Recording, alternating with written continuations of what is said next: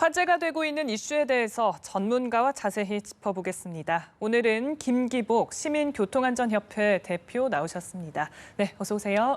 네, 안녕하십니까. 영동고속도로 사고 저도 영상을 봤는데 정말 충격적이었습니다. 우선 기사는 차선을 바꾸다가 속도를 줄이지 못했다 이렇게 주장을 했는데 경찰의 판단은 완전히 다른 것 같더라고요. 네, 그 블랙박스 영상을 확인한 결과 네. 이 차선을 변경하다가 앞을 미처 못 봤다 이런 그 주장은 거짓으로 판명이 됐습니다. 네. 이 블랙박스 영상에서도 잘 나타나고 있듯이 그 관광버스 운전자는 터널 입구 직선 구간에서 속도를 전혀 줄이지 않고 네. 터널 입구로 이렇게 질주하다가 앞에서 이제 교통정체로 서 있던 승용차를 그대로 이제 추돌을 한 것으로 이렇게 확인이 되지 않았습니까? 네. 뭐 여러 가지 그 추측이 있긴 합니다만은 일단 이 관광버스 운전자가 한눈을 팔았거나 또는 이제 졸음 운전을 했을 가능성이 상당히 높은 것으로 이렇게 지적이 되고 있습니다. 네, 사고 당시의 시속이 105km를 기록했다고 합니다. 근데 이 버스가 1차로를 이렇게 빠른 속력으로 달리는 데는 좀 문제가 없는지 의문인데요. 네, 일단 1차로를 달렸다는 것은 뭐 크게 문제가 되지를 않는 것이요. 네. 일단 그 고속도로가 이제 2차로 도로인데 2차로는 주행차로고 1차로는 이제 앞지르기 차선이기 때문에 네. 앞지르기를 목적으로 1차로를 달렸다면은 뭐 별 문제가 되지 않습니다. 그런데 앞지르기 행위가 끝나고서도 계속해서 1차로로 주행을 했다면 네. 이것은 이제 차로 위반이 되는 것이죠. 그런데 이제 그 블랙박스 영상을 이렇게 보니까요. 이 관광버스는 처음부터 1차로로 계속해서 이렇게 과속으로 질주했던 것으로 이렇게 나타나서 네. 역시 그 지정차로를 위반한 것으로 이렇게 이 영상으로 보면은 이제 위반한 것으로 이렇게 확인이 됩니다. 네. 이번에 4분이 사망하고 수십 명이 다쳤습니다.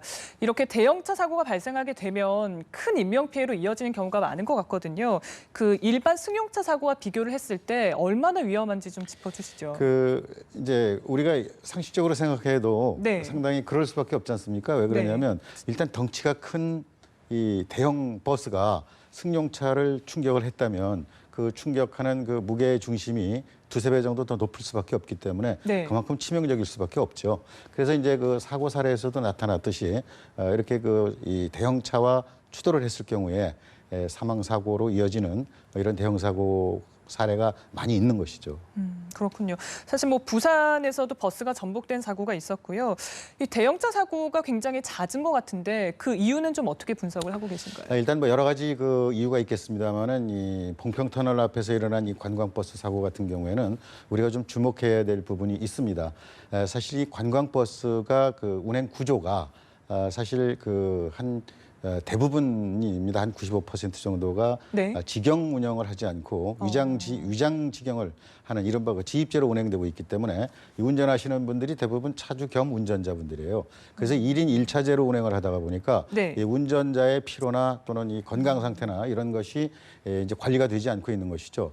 고속버스나 시외버스 같은 경우에는 이제 회사가 이제 이런 것을 이제 관리를 하고 있는데 반해서 전세버스, 관광버스는 이런 것이 제대로 관리되지 않고 있기 때문에 그 위험도가 훨씬 더 높다고 이렇게 봐야 되겠습니다. 그러니까 1인 1차제다 보니까 이렇게 버스라든지 화물차 기사들의 그 운전 시간이 좀 외국과 비교를 했을 때 좀 길다 이렇게 판단할 수 있을까요? 예, 그 운행 시간도 길 뿐만 아니라 네. 또 관리가 제대로 되고 있지 않죠. 그러니까 전세버스와 화물자동차 같은 경우가 이 고속도로에서 대형 사고를 일으키는 경우가 대부분 이제 졸음 사고로 이제 일으키는 거거든요. 네. 이렇게 그 졸음 사고가 이어진다는 것은 결국은 운전자의 피로와 과로가 겹쳐서 졸음으로 이어지게 되는 것인데 네. 외국 같은 경우에는 이 화물차나 전세버스, 관광버스 같은 경우에 이른바 그 디지털 타코메터라고 그래가지고 운행 기록계를 장착을 하고 네. 이 운행 기록계 관리를 철저하게 합니다. 그런데 우리도 역시 다 운행 기록계는 장착을 하고 운행을 해요. 네. 그런데 문제는 이 관리가 제대로 되고 있지 않다는 거죠. 그래서 이런 차이점 때문에 이 대형 사고가 네. 이어지고 있는 것으로 이렇게 풀이가 됩니다.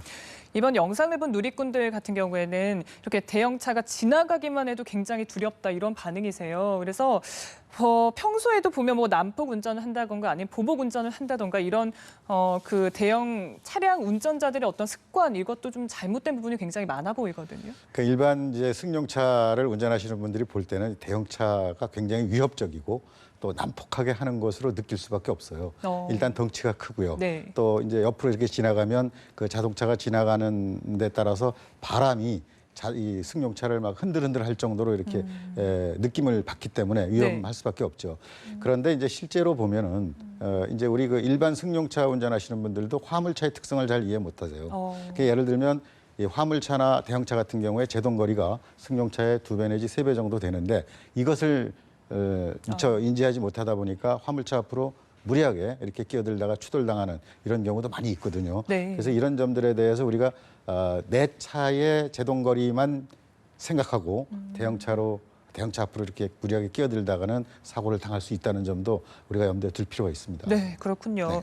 이 정책이나 이런 것도 중요하지만 뭐 과학적인 안전 대책 마련이 시급하다 이런 얘기가 나오면서 그 외국 사례를 좀 소개를 해주시더라고요. 어떤 네. 내용인지 좀 짚어주시죠. 뭐 지금 이제 예를 들면 뭐 이 감응 장치를 이제 설치를 해서 네. 뭐 예를 들어서 위험 상황이 뭐 50m, 100m 앞에 있으면은 자동으로 제어를 할 수 있는 뭐 이런 시스템들이 다 개발이 돼 있죠.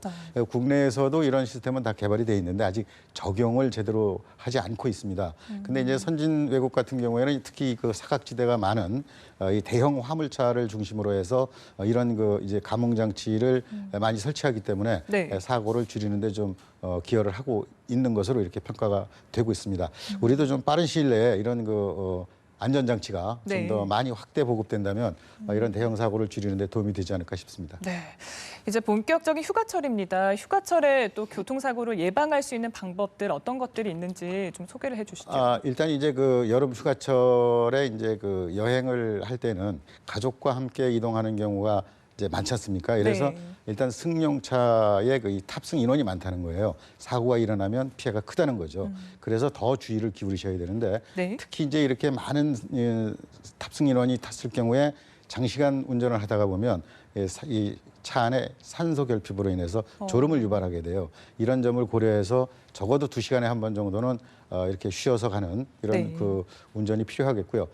그리고 무엇보다도 이제 출발하기 전에 차량의 안전 점검을 좀 철저하게 하시는 게 좋겠는데 그 중에서도 우리가 간과하기 쉬운 것이 이 타이어의 공기압이라든가 마모 상태 같은 것을 간과하기가 쉬운데 이런 것을 좀 꼼꼼히 챙겨 두시는 것이 이 휴가길의 안전운전에 도움이 되겠습니다. 또 여름철에 비가 내리니까 빗길 그 안전운전도 좀 중요할 것 같다는 생각이 그렇습니다. 드네요. 빗길 안전운전에도 타이어가 가장 중요합니다. 그래서 이제 빗길 사고는 대부분 이제 미끄러지면서 일어나는 사고인데 네. 이 미끄러지는 가장 큰 원인이 바로 타이어의 마모나 공기압이 영향을 미친다는 점에서 철저한 안전 점검을 해 두신다면 이런 위험 상황에서 좀 안전을 보장받을 수 있을 것으로 생각이 듭니다. 네. 자, 끝으로 여쭙고 싶은 게 그 운전자들 사이에서 교통사고로 악명이 높은 그 고속도로가 있다고 합니다. 혹시 뭐 꼭 주의를 했으면 좋겠다라는 그런 곳이 있으면 좀 끝으로 네. 짚어주시죠. 그 최근에 이 경찰청이 이제 전국에 8개 노선을 대상으로 이제 조사를 했는데요. 그 결과를 보면은 중부 내륙 고속도로가 치사율이 13.1%로 가장 높은 것으로 이렇게 나타났어요. 네. 그런데 이 중부 내륙 고속도로에 이렇게 치사율이 높은 치명적인 사고가 많은 것은 첫째 이 화물차 통행이 많다는 것하고 그다음에 중부 내륙 고속도로의 통행량이 그렇게 많지를 않습니다. 그래서 화물차, 대형차가 많이 다닌다는 것 그리고 차량이 많지 않다 보니까 과속을 많이 한다는 것 이것이 이제 결국은 굉장히 그 위험한 요인으로 지금 지적이 되거든요. 그 다음이 이제 뭐 서해안 고속도로 같은 경우 순으로 이렇게 나타나는데 네. 어느 도로가 위험하고 어느 도로가 위험하지 않다 이렇게 볼 수는 없어요. 사실은 그렇죠. 운전자가 어떻게 안전운전을 하느냐가 이제 더 맞습니다. 중요한 문제가 되겠죠. 맞습니다. 말씀처럼 평소에 좀 좋은 습관을 가지는 게 아무래도 또 가장 중요하지 않나라는 생각을 해보겠습니다. 그렇습니다. 네, 오늘 김기복 시민교통안전협회 대표와 함께 얘기 나눴습니다. 오늘 말씀 고맙습니다. 네, 감사합니다.